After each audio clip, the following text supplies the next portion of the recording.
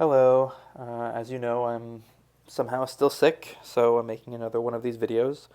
Um, this one wasn't actually so bad though, so hopefully it's easy to follow along. So yeah, this is problem number 3 in the homework and 2.38 in Schroeder, and it's essentially asking us to explain why the mixing entropy is given by this equation here, where n is the total number of molecules and Na is the total or is the number of molecules of one specific type. And then it asks for us to use Stirling's approximation to show that this simplifies to the result up here for Schroeder 2.37 when both n and Na are large. So the first part isn't particularly math intensive, it's just giving an explanation for why the change in entropy is the expression given in the problem. And the argument that I came up with is basically that since we're dealing with an ideal gas, we should treat all the properties of the two types of gas as identical, meaning the internal microstates can be ignored and we only need to focus on the positions of the molecules in space. This would mean that the change in multiplicity of the system is just the number of ways to mix the type of gas within their new combined volume.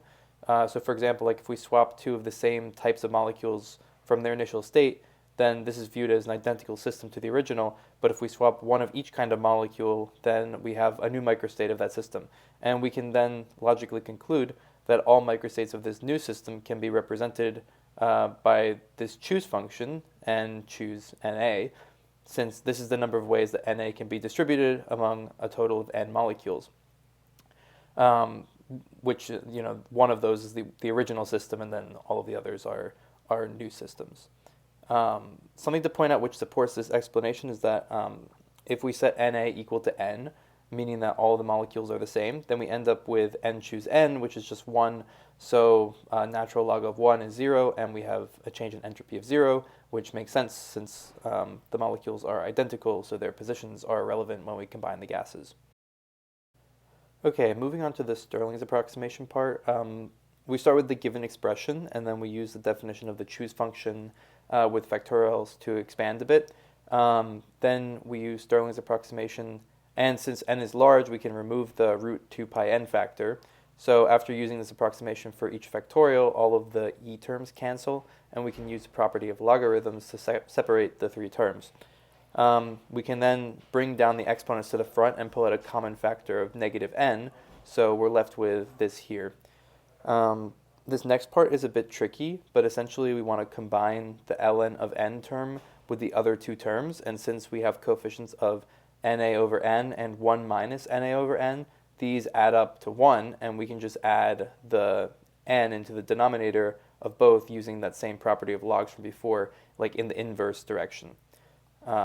So now we just need to look up to problem 2.37, which says that x is the fraction of a given type of molecule to the total number of molecules, and then we can replace all of the Na of n's with x, leaving us with the expression we were looking to find. So yeah, that's pretty much it for this problem. Again, if you have any questions, feel free to text me, and I should hopefully respond in a reasonable amount of time. And yeah, I'm really hoping this sickness is over for real, and then can get back to regular schedule on Monday, being class then. So yeah, I hope this was helpful, and thanks for watching.